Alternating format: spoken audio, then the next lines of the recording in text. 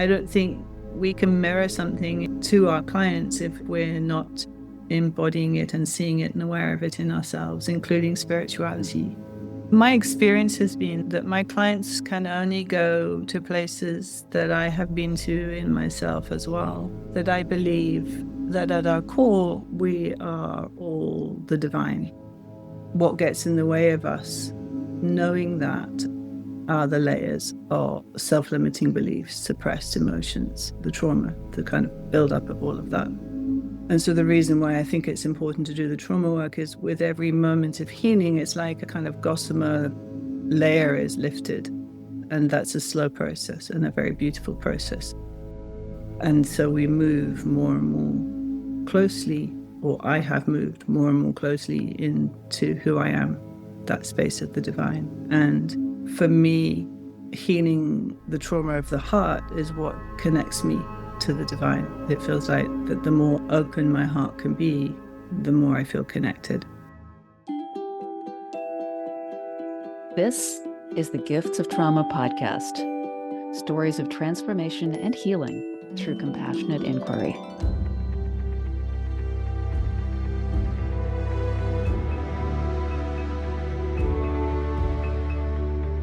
Welcome everyone to another edition of the Gifts of Trauma podcast from Compassionate Inquiry. My name is Kevin Young. I am joined today by one of my favorite Compassionate Inquiry people. And I notice I'm blushing a little bit saying that, Tiph. Fedor? Am I saying that right, Tiph, your surname? Fedor. Fedor. Thank you. Fedor. Yeah, thank you for joining us, Tiph. You're really welcome. I'm wondering, just in this moment, how are you doing? Good. I'm doing good. Happy to be here. Feeling very relaxed. Thank you. Tiph, I too am keen to see where this conversation goes. I have no expectations, no agenda. Maybe the only agenda is to get to know you a little bit better and for our audience to get to know you a little bit better. And maybe we could start. You're one of our newest Compassionate Inquiry facilitators. You're the newbie, on the team. The new kid, yeah. The new kid on the block. What I'd love to do, Tiph, is Gifts of Trauma from Compassionate Inquiry is all about stories of trauma healing from our pasts, our childhoods, right up to where we are today. Yeah. And I would love for you to share some of what has worked for you, and we'll get to that in your personal healing. And I would love to hear how you're working with people, what sort of people are showing up for you, the work that you're doing with them, and how that's impacting their lives as well. To start us, rather than me introduce you, I wonder, would you like to tell us a little bit of who is Tiph Fedor? Who is Tiph Fedor? Just Tiph. Just Tiph. It's easier. Okay, we'll go with that. And more me too. Yeah, okay. Who is Tiph in this moment? Gosh, who's Tiph in this moment? As in where I have arrived now rather than... Whatever comes to your mind when you think, who am I in this moment? What is Tiph all about? Who is Tiph? This is a really difficult question and yet so simple too. I am someone who has a big story and I feel like I have journeyed a long way through that story of healing and working through my own trauma to reach a place, honestly, now where I can say most of the time I'm in a place of deep peace, of feeling quite settled in who I am, of being really comfortable in my body, feeling free and feeling deeply peaceful. And that's not a small thing. I feel like that's been hard fought and it's been a battle worth fighting. And so also a lot of gratitude for finding the things that I encountered on the way that have helped me get to this place. Yeah, it is not a small thing. No, and that feels like the single most important thing. I'm a lot of things, and there's a lot of things in my life, but actually that, for me, feels like the foundation to everything and feels really important. Thank you, Tiph. Maybe that is quite often in this work we talk about healing and what is healing and how long will it take? How much work do I have to do? And maybe that would be a beautiful definition of what healing is, to be at peace. Yes.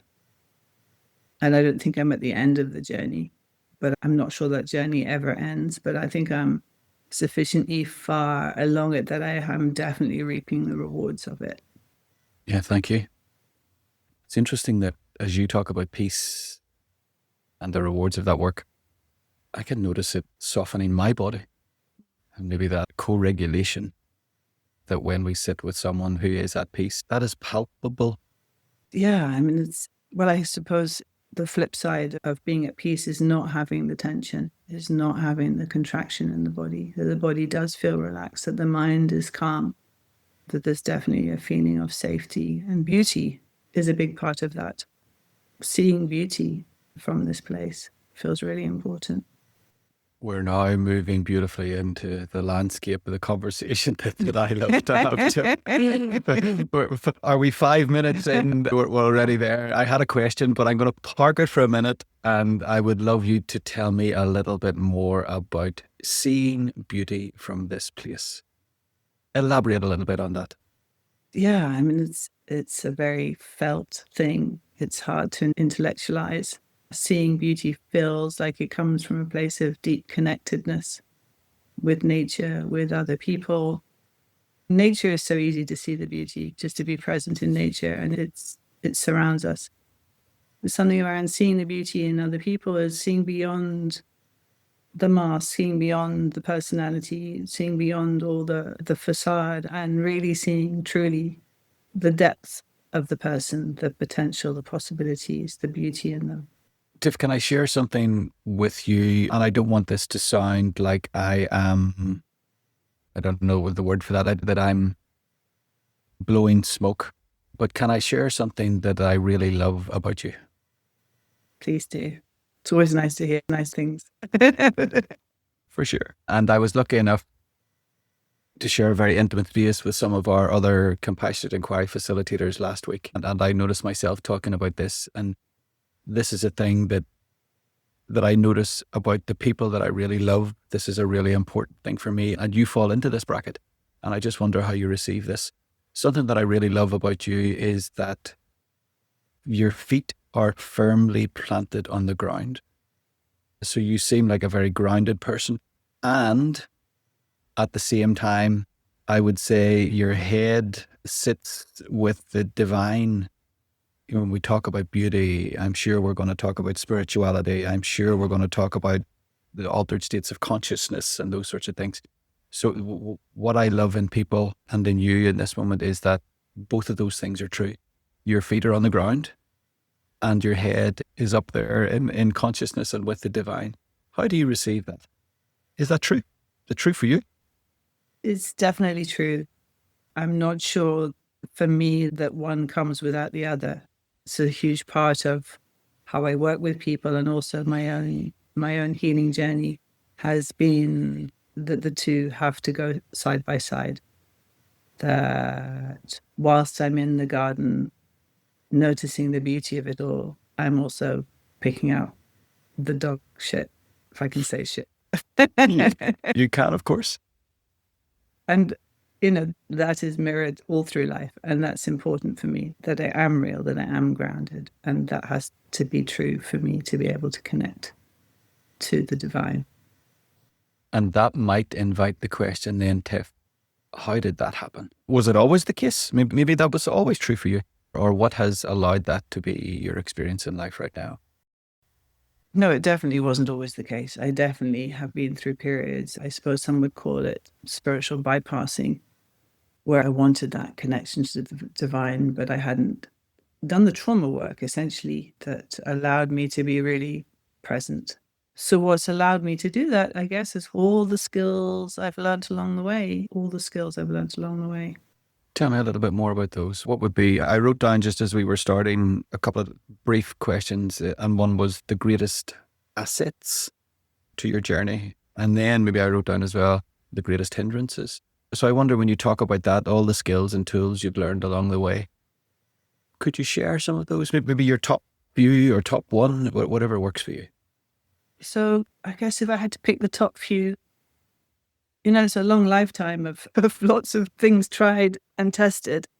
But the most profound ones, I suppose, that stay with me are motherhood. Okay. I've learned a lot being a mother and from my children. Then taking a deep dive into the works of Eckhart Tolle, really embodying what he teaches, for me was profound. The work with compassionate inquiry, that has been huge, combining that with Eckhart. And I suppose the final thing would be my work around psychedelics and what they've allowed. We're taking a brief pause to share what's on offer in the Compassionate Inquiry community. Stay with us. We'll be right back. If you've been listening to our podcast and are curious about the compassionate inquiry approach developed by Dr. Gabor Mate and Sataram Kaur, consider joining the professional training program. It's open to all healing professionals, including naturopaths, physicians, body workers, coaches, and therapists. In addition to learning how to use compassion to support your clients in their most vulnerable moments with greater empathy and authenticity, you'll also deepen your own internal process. If you're interested, look for the link in the show notes. I like how you made the path of the journey that to get to the divine, that you need to come through the trauma work. So we need to be doing that. Would you be willing to talk to me about what is the trauma that you have worked through using... How long have you got?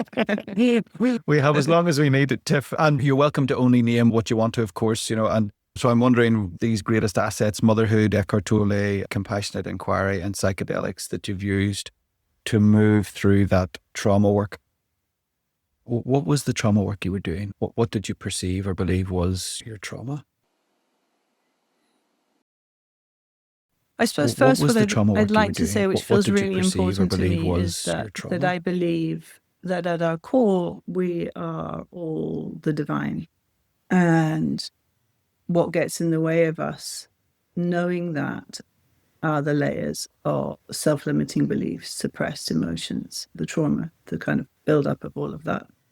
And so the reason why I think it's important to do the trauma work is with every moment of healing, it's like a kind of gossamer layer is lifted. And that's a slow process and a very beautiful process. And so we move more and more closely, or I have moved more and more closely into who I am, that space of the divine. And for me, healing the trauma of the heart is what connects me to the divine. It feels like that the more open my heart can be, the more I feel connected. So I feel like I want to say that first. So the journey to the divine is through healing the trauma.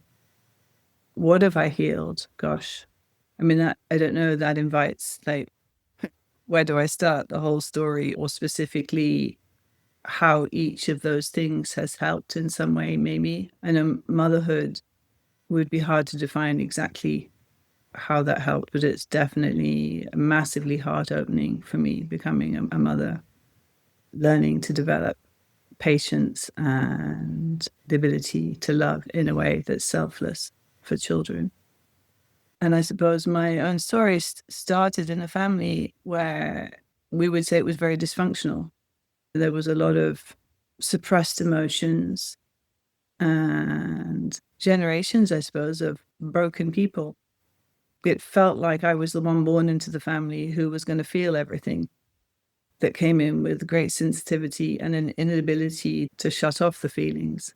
And that was very hard. It felt like I was expressing and feeling the feelings for the whole family. How was that received, Tiph, in the family that you were in? Yeah, no, it was very difficult, I think, for everybody. It was very difficult. How was it received? I was teased for it. I was made wrong for it. Yeah, I guess I was made wrong for it. So that became a big part of my struggle, was having these big feelings, but feeling like I shouldn't have them and trying to suppress them, which led to me doing drugs in my teenage years. I got addicted to heroin, which worked amazingly. It took away all of those emotions and made everything feel wonderful. What age was that, Tiph? When did you start? I think about 17 or 18. Yeah. And I'm imagining you didn't go from zero to heroin. Or is that true? Or maybe you did? Maybe you moved through other things, alcohol? No, strangely, I almost did. Aside from a little bit of a little bit of smoking grass in the park, I pretty much went straight to heroin. Okay. Interestingly, right, which is unusual, but I think I fell into a group of people who were using, and I tried it, and it just felt like a kind of magic bullet. Okay. Yeah. So at 17, 18, using, and in your own words, addicted to heroin. Yeah. And I don't mean this to sound like a trite question. How was that experience, Tiph? How was that Tiph when she was using and addicted to heroin? It was chaotic. It was grim, really. It was pretty grim. I was living in squats in London. It was a violent and unpleasant life. It becomes a kind of a journey of survival, I think, with heroin being the only thing that really matters. So yeah, tough, really tough. And Tiff, I know that, I have a daughter who's 19, and I know you have a daughter who's 16, maybe 17 at the minute. 18 now. 18. And the compassionate inquiry question, can you imagine your daughter in that environment? No, not in a million years. Not in a minute, because I suppose, because I know her and I know that's not where she'd go, but also just the pain of imagining her would be unbearable. Yeah. For me, the same. Imagining my daughter doing that. Yeah, and it's a thing I carried being a parent all through their childhood, was the fear that they might end up there, because back then I didn't understand why I had done it. And so it just seemed to be this thing that could happen to any kid. I didn't understand the kind of self-medicating that I was doing, and that actually that hasn't thankfully happened with any of my kids. Talk to me a little bit more, Tiff. I know we're teasing this out. I don't mean to repeat myself, but talk to me a little bit more about what you were self-medicating. I think a deep sense of, I remember the thing that used to go through my head a lot as a kid is, what's wrong with me? What's wrong with me? Yeah. What's wrong with me? A belief that there was something deeply wrong with me. I think that's what I lived every single day, that I never felt enough, good enough, lovable.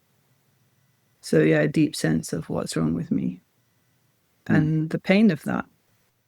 Yeah, it fascinates me, Tiff. Recently, a couple of years ago, we were in Vancouver, a conference, and we went to, I suppose, the start of the Gabor Mate story. We went to Hastings, where he talks about working there. And there were some people there, men, women, and others who define themselves whichever way they please. And they were in a really, really bad state, like a really bad state. And the thought that was coming to me was, so the condition that they're in right now, and it wasn't a good condition. They were in a very poor condition.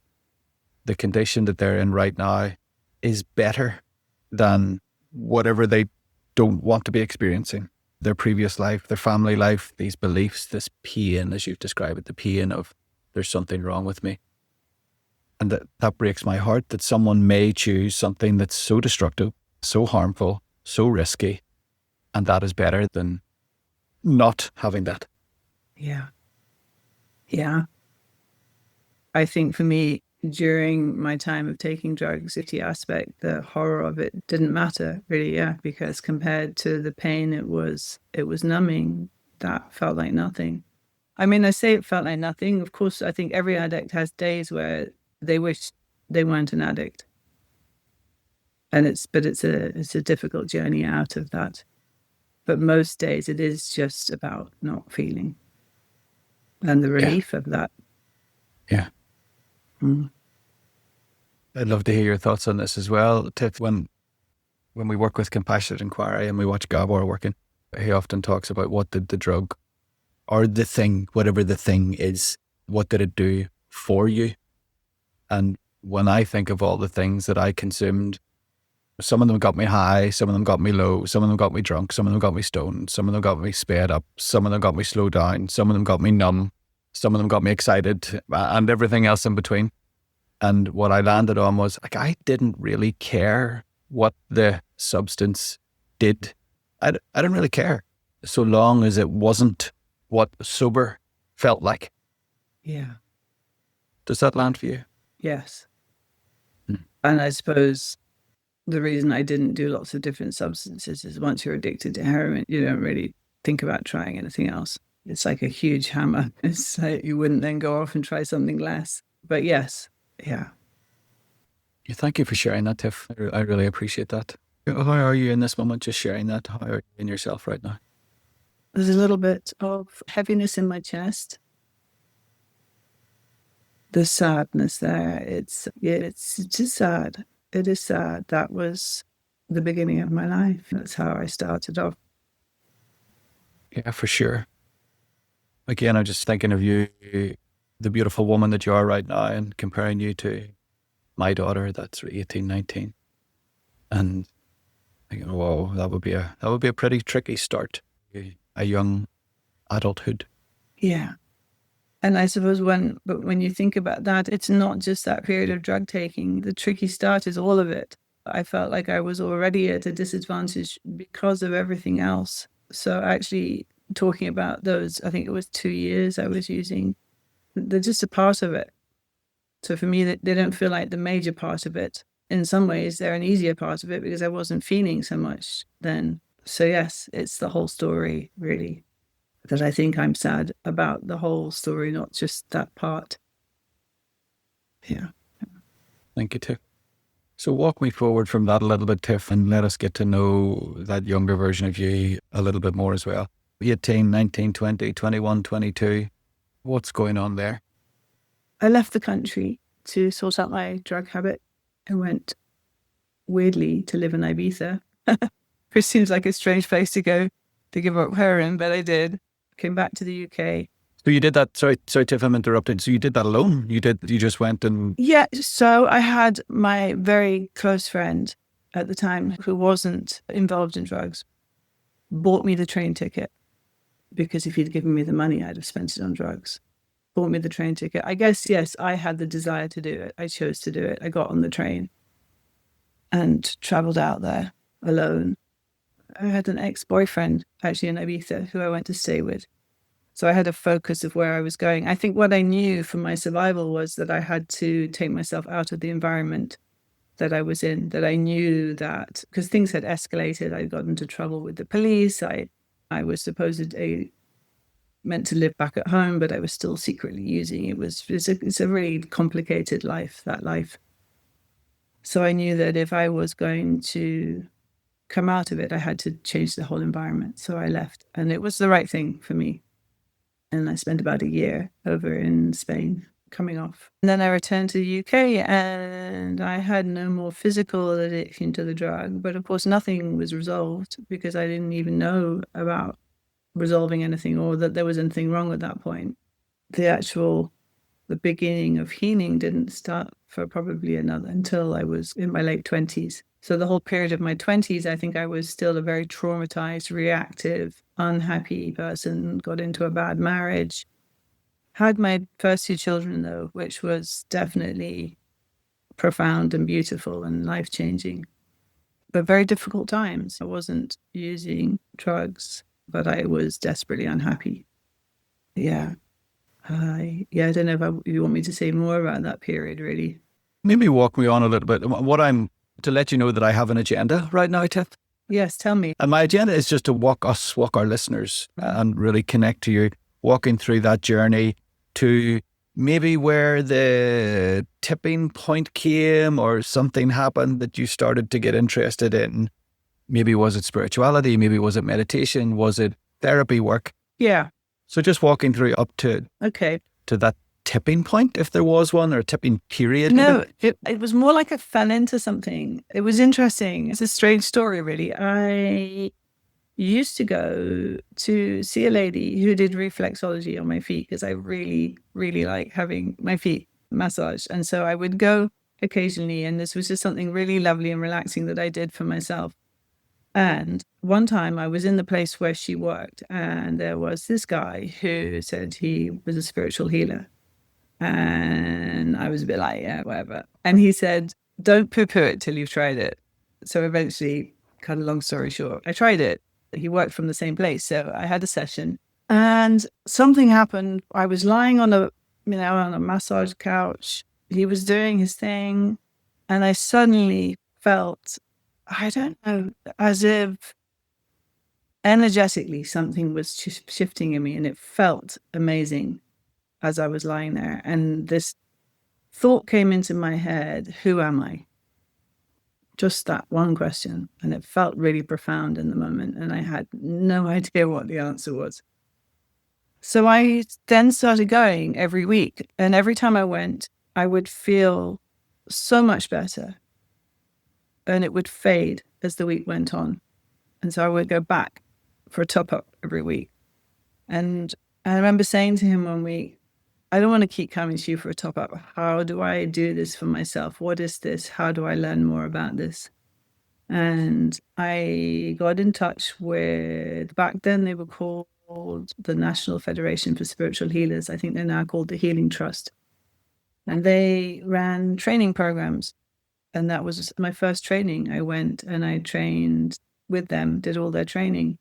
And it was the beginning, I suppose, for me of connecting with something else that felt bigger than me, I suppose is the only way I can put it.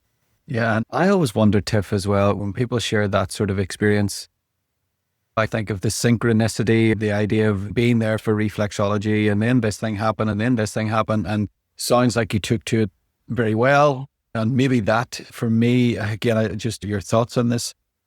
For me, there's something in us that is pulling us towards our own healing. When you said there about you talked about a desire to heal and recover, you left England and went to Ibiza.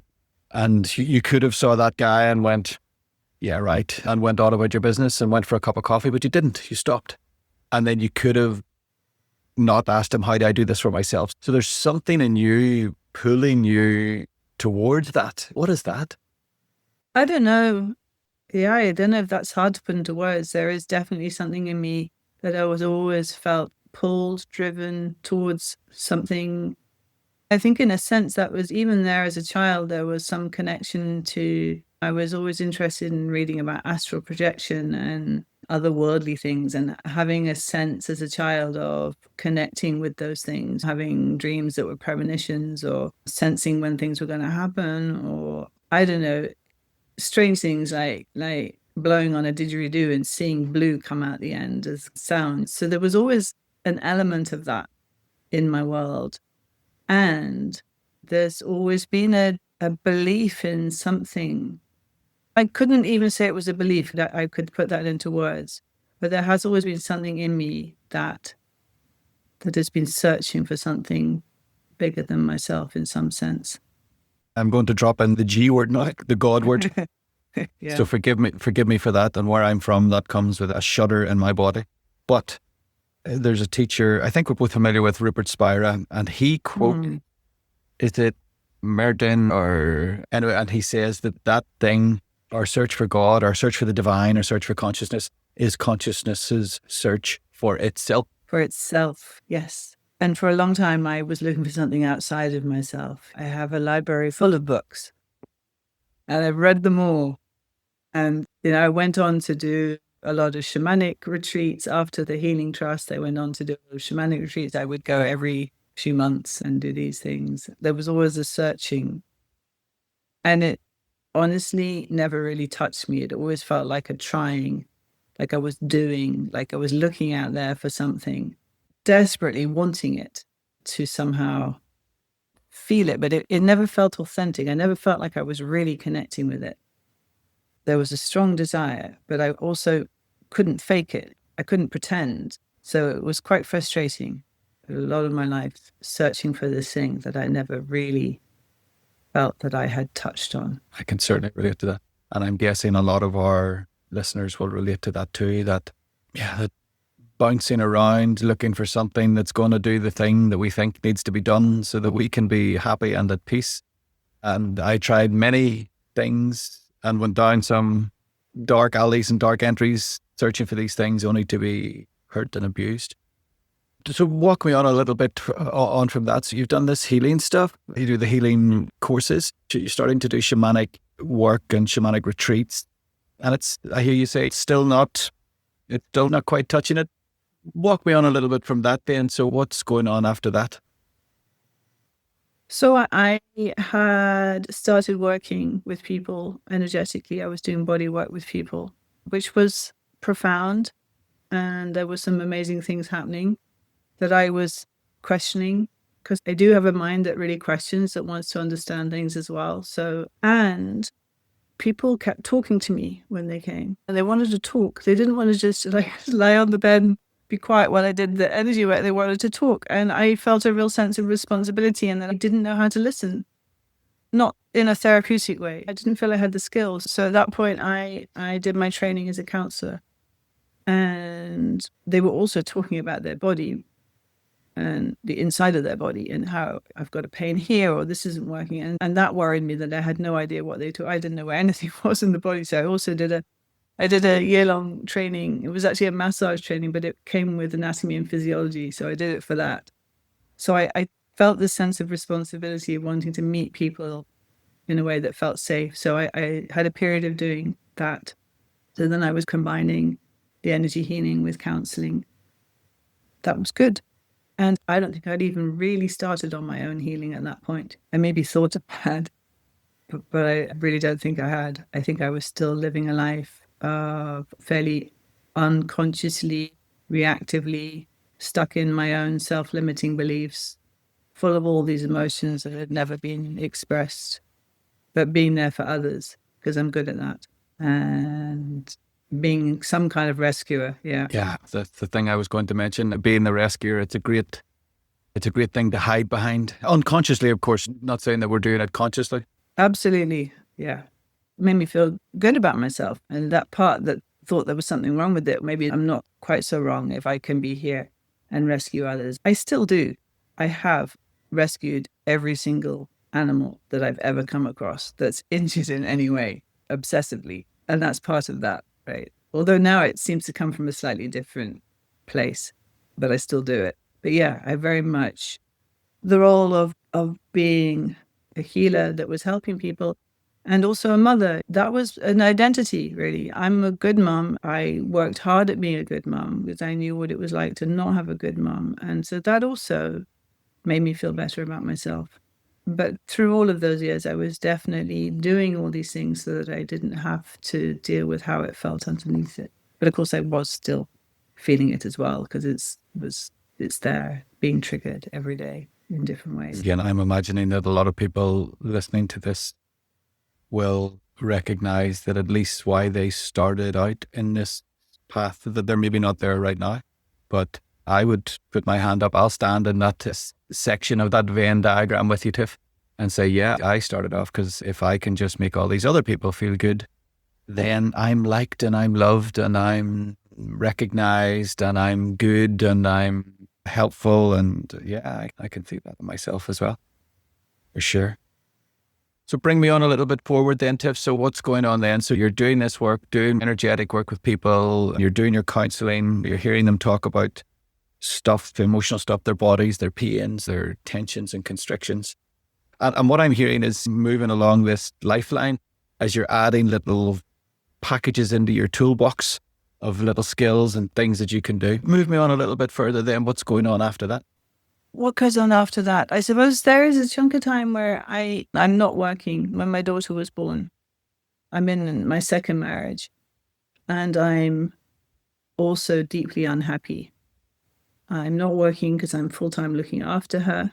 She's at a Steiner school, which requires they do like 3 hours of school twice a week to begin with or something. So there's a commitment. And I was so deeply unhappy, but it's not my way to look out of the marriage for any kind of fix. So what I did was I just started to look inwards. That one way to look at it is within the marriage, because I kept thinking there was something wrong with me. I started to do some really deep work on myself. And maybe that's when the healing really began in a serious way. It's doing some very serious therapy and starting to unpick the whole story. And there was definitely some sense of, if I can just be good enough, then my marriage will be all right. So it all became about me looking inwards and trying to fix myself. That's an incredible journey. because also the only solace I found was finding that by doing this work over time, I started to connect with the deep peace within me bit by bit, slowly, bit by bit. And that was the safe place. That was a safe place that no one could touch, that was entirely mine, that wasn't out there. And I think that's possibly the reason why I have gone so deeply into this place. Would I have done that if I had been happy? Maybe not. I would think maybe is not a strong enough word, Tiff. You could probably say that you definitely wouldn't have done it had you been happy, as a guess. And then, Tiff, knowing you, I'm aware that you have a wealth of both psychedelic knowledge, personally, psychedelic usage, and training around psychedelic facilitation and psychedelic sitting. Talk to me a little bit more about how that came into your life then, please. That didn't come in until quite a bit later, because although I had used psychedelics in the past, therapeutically, I started doing it when I discovered Kiyumi, who were the company that were aligned with Compassion Inquiry. And I think I felt, although I had a real interest in doing it, I had held off until I found somewhere I trusted. And I suppose I felt if Compassion Inquiry had aligned with them, that it was worth a go. So that was quite well into my Compassion Inquiry training. I'd finished the year-long training. Actually, I think on my first retreat with Kiyumi, I got the news that I had certified as a Compassion Inquiry practitioner. Ooh. Yeah, it was a nice moment. Yeah, I know Kiyumi too, and Kiyumi have, as you know as well, Tiff, they had a circle program linked with Compassion Inquiry, and they were really beautiful and wonderful people to work with. So then, Tiff, here we have this woman who has had, you talked a little bit about a pretty tough childhood, who was using heroin at the age of 17, 18. I don't want to use words you didn't, but a tough enough 20s, moving through your 20s, dropping into shamanic and energy healing, then into counseling and working with people there. And then fast forwarding, I'm imagining this timeline almost has us into your 40s right now, and starting to do this psychedelic work and psychedelic training and sitting with people. So then when people come along to work with Tiph right now, what are they getting? What are you offering them? How are you helping these people that show up for you right now? Maybe you should talk to them. They might tell you that. We'll get it in compassionate inquiry style. We'll get a feedback form sent out to Tiph. But for you, what do you believe that you're offering? What do you believe brings people to you? So I think it's a combination of all of this. I hugely value the work of Eckhart, the ability to calm the mind, to be really in the body, to be the watcher of the mind and the emotions. We do that in Compassion Inquiry. We invite people to the body, but I think I have an ability to do that profoundly because of the deep work I did with Eckhart. The work I did alone with Eckhart took me to a moment of oneness that I can't even put into words. So I fell into that place using his teachings. So for me, that's transformative. That's now embodied in me and a part of me. So that has to show up. I can't leave that outside the room because it's part of who I am now. It's there in me all the time. I think Compassion Inquiry is beautifully skillful at helping people unpick their stories, let go of the unconscious beliefs that they hold. And then the ability to deeply be with the body, for me, is where we release the emotions. And I believe in every person's ability to fully realize who they are. I really do. I trust that everyone, when I'm sitting with them, I have no agenda. I have no thought that somehow I know what's right for them. I just know that if I can hold the space for them and guide them gently to see who they are and what it is they're carrying, that I know that authentic self sits pristine inside them, untouched. I know that's true. I wonder, Tiff, I'm just going to interrupt. I wonder, because sitting, listening and watching to you right now, I wonder, are you aware of what seems to me to be excitement, passion? Your speech has speeded up, your face has brightened up when you get to talk about doing what you do. You notice how that is impacting you right now? It reminds me of when I had my moment, which I don't often talk about because it's so special and precious, and here I am sharing it in a podcast, but okay.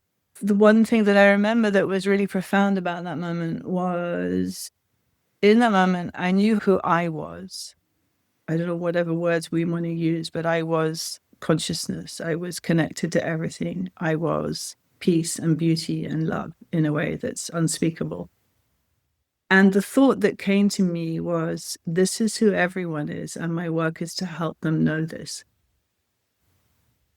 And that actually brings up some emotion, even saying it felt like I suddenly knew who I was. This is who I am, and this is why I'm here. And I didn't know how I would do that. I didn't think it was by going around telling people I've had this experience and I have to tell you this is who you are. But then from that moment, it unfolded, and I found compassionate inquiry and the psychedelics and this way of working with people. Yes, I think I'm passionate about it. It's more than just a passion. As I talk about it, my whole body just feels alive. It's the answer to the question, who am I, that I had right at the beginning. I can see it. I can see it in you. I can hear it in you, how it's just sparking your whole system. And it's beautiful. I've noticed I've crossed my arms, I've sat back, and I'm just enjoying watching you and listening to you talk about this. It's really beautiful to see someone really connect with their truth of who they are, and how when someone does that, they just bloom. Boom. That's really beautiful. Tiph, tell me a little bit then about, and I don't want you to disclose who or names or anything like that, but what are people presenting to you with? What sort of people do you speak to? What do they come with? Yeah. Surprisingly, I have quite a lot of young clients, which I find really beautiful and encouraging. Young people doing this deep work. Yeah. When I think back to myself at that age, I wouldn't even have known what the work was. And here they show up with such focus and dedication and hard work, and they're inspiring. They inspire me, and they give me hope for humanity. So that quite a few of my clients have come far enough along their trauma work that we incorporate the spiritual.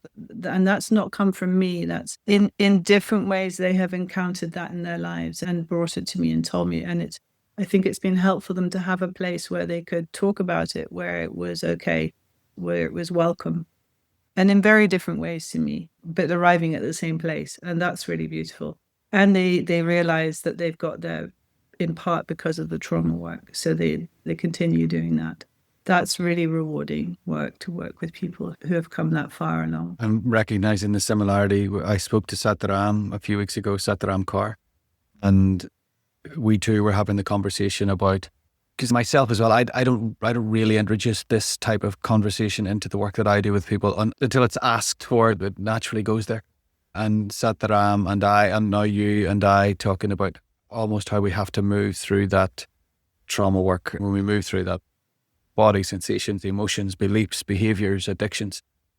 And for most people, when they move far enough through that, this idea of spirituality or consciousness or divinity, it's like peeping behind the curtain in The Wizard of Oz. And when you peep behind the curtain, then there is divinity and spirituality and consciousness and these sorts of conversations. And it's interesting that you're bringing that up again.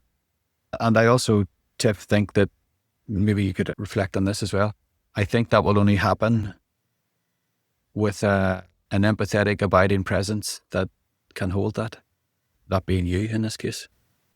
My experience has been that my clients can only go to places that I have been to in myself as well. In the early days, that might have been more basic stuff. And I have found that as I have worked through things, I used to think, is it just synchronicity that these people show up and they seem to be working? And then I question that and I go, is it that I couldn't see it in them? I couldn't mirror it in them until I saw it in me, which I think is probably more true. I like the synchronicity story. But yeah, so I don't think we can mirror something to our clients if we're not embodying it and seeing it and aware of it in ourselves, including spirituality. And Tiff, would it be fair to add, we talked earlier about that searching, we're saying that this thing in us pulls us towards something. And for me, I could really imagine someone who had a little inkling of something being drawn to someone like you, because namaste, the divine in them recognizes the divine in you. Would you agree with that? I'm sure that's true. But the spiritual in me doesn't shout about it, doesn't blow horns. I think it is this, and I think it just gently draws people in when they're ready. I think that is true. So thank you for sharing that, Tiff. I'm conscious. You're another person that I could. Okay, let's get the kettle on. Let's get a box of tea bags in, and let's settle in. Let's settle in for a 12-hour conversation. There are so many threads that go off on this. Yeah, totally. Yeah. Totally. And I'm aware of them all, and noticing that maybe moving our conversation towards a close. So you're now facilitating within Compassionate Inquiry. How is that for you? Loving it. I'm really loving it. It's beautiful to embark on this journey with people. And it's a reminder of how profound it is right at the beginning. I remember starting the training and saying, and you get told it might be quite triggering in the beginning. It might bring up your own stuff. And I was like, yeah, I've been doing this stuff for ages. I'll be fine. I was so wrong. It was really humbling. I was like, oh, okay. It felt like I was in primary school. So it's lovely. And the feedback from people is thank you and how amazing that is. So it's very real, this training. It's not theoretical. It's really powerful in a very beautiful way. So it's lovely to be a part of that and to be supporting people on that journey. Yeah, thank you, Tiff. I just want to acknowledge, not 25 minutes ago or half an hour ago, we were talking about a young girl, a child who had a tough time growing up and holding the emotional turmoil and trauma of a dysfunctional family and getting mocked for that and believing there's something wrong with me, and then finding her way of dealing with that through drug abuse and whatever else. And I think you said chaotic and messy life that brings. And then this young woman finding reflexology, finding a spiritual energy healer, finding counseling, motherhood, moving through that. And here we have a woman who came from that, now connecting with people on a deep level to help them work through their own trauma and facilitating the work of Gabor and Sataram Kaur. I just want to pause on that a little moment, Tiff, because that's again, not too trite a phrase, that's a rags to riches story right there. Yeah, I guess it is. I think in the last year, I have reached a point where I'm able to pause and really appreciate that I've worked so hard on healing and being with it all. And I do feel like I've reached a point where I can just go, okay, I can have gratitude and appreciation for the journey and where I am now because of it. And my wish through this work, this work within Compassionate Inquiry, and certainly this work within the podcast, is that there may be someone somewhere who is struggling with something and can look at someone like you and think, it's possible for me too. Absolutely. If I can do it, anyone can do it. And it requires focus. And is it worth it? Like, it's more important than anything, is what I would say. It's the one single thing that has changed my life more than anything else. And I wouldn't swap it for anything.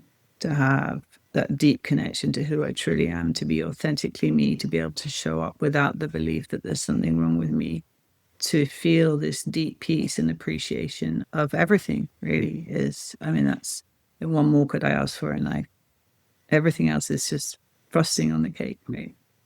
I'm surprised. I just noticed that as I asked that question and you gave that answer, how emotional I felt. And that surprised me. It's like, wow. Yeah. I think I just love to hear and support and encourage, again, clunky term, but I love to support rags to riches. I love to see people healing. I love to see people say, hey, you know what? Today I'm pretty good. And that, I think it's like crying with joy. It's not crying with sadness. It's that joy and I can feel tears in my eyes of joy, just celebrating. And here you are doing this beautiful work. And it is possible. Absolutely possible. Yeah. Thank you, Tiff. I really like that little moment just there. And then, Tiff, that question I was about to ask, what's next? What's next for Tiff? And this isn't an intention. It's not an achievement. It's maybe an aspiration. What do you see coming in your future? What would you like to see in your future?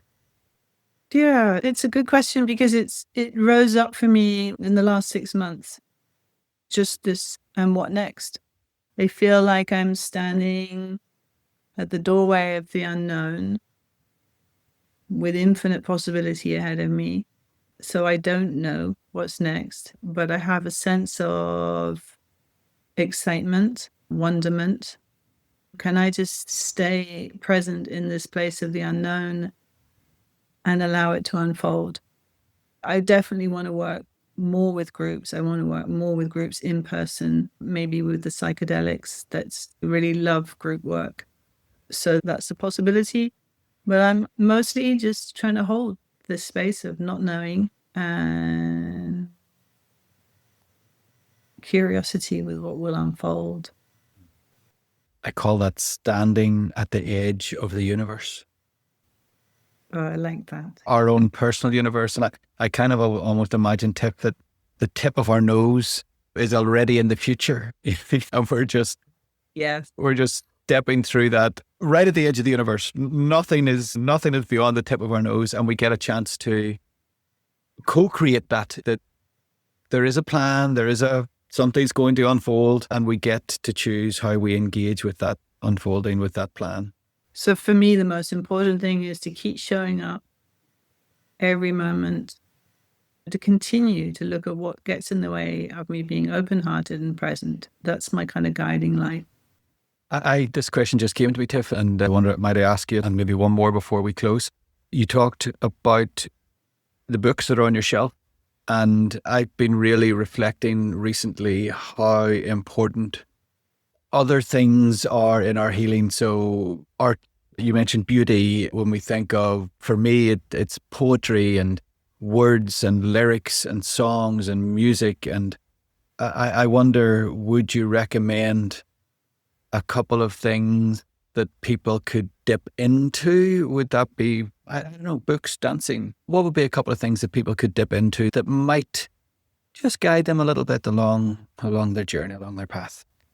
It partly is finding your passion. I paint. It's meaningful to me. Eckhart's books were powerful for me, but some people have said they're the most boring thing they've ever read. And for me, it's listening to my daughter play the violin, or watching her dance, or the photographs that my son takes, or the poetry that my other son writes. It's just creativity, I think, in any form, whether we're appreciating someone else's or doing our own, is really profound. I think that whatever gets in the way of us being creative, what are the blocks? Because I think that's an important part of being here, is be in the process of creating. So play the piano badly. I don't know. Paint without worrying about what it's going to look like. Yeah, thank you. I know, Tiff, for me, that I've always had a love for music and live music, and didn't start, for me, it's playing guitar badly. And that's not self-deprecation. That's the truth. I know enough good guitar players to know that I'm not one of them. But what prevented me, and I'm saying this just so that our audience can reflect, what prevented me was the fear of ridicule, or the fear of not being good enough, or the fear of someone telling me I was terrible. And that fear was the very thing that kept me from, is probably the most joyous thing in my life right now, is playing guitar badly. Some idea that you have to be good enough. Yes.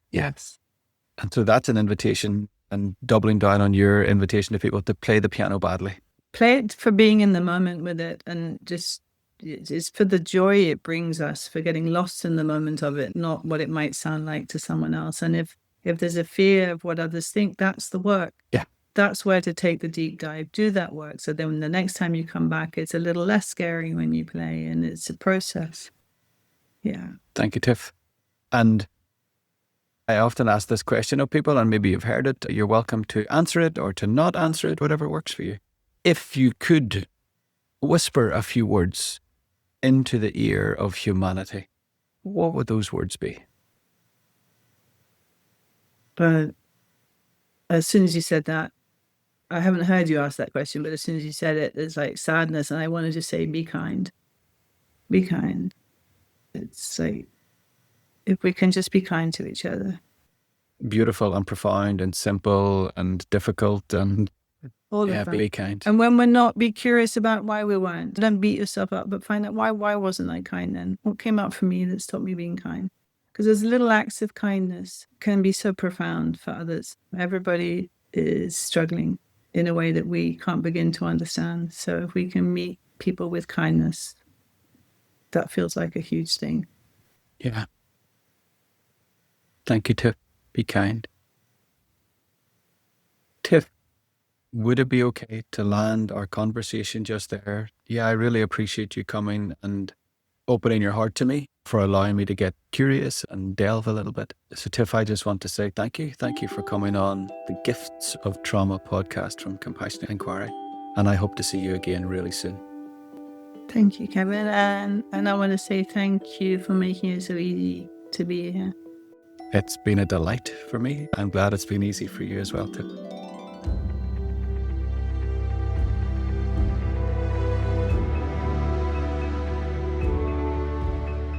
The Gifts of Trauma is a weekly podcast that features personal stories of trauma healing, transformation, and the gifts revealed on the path to authenticity. Listen on Apple, Spotify, all podcast platforms. Rate, review, and share it with your clients, colleagues, and family. Subscribe and you won't miss an episode. Please note, this podcast is for informational purposes only. It is not a substitute for personal therapy or a DIY formula for self-therapy.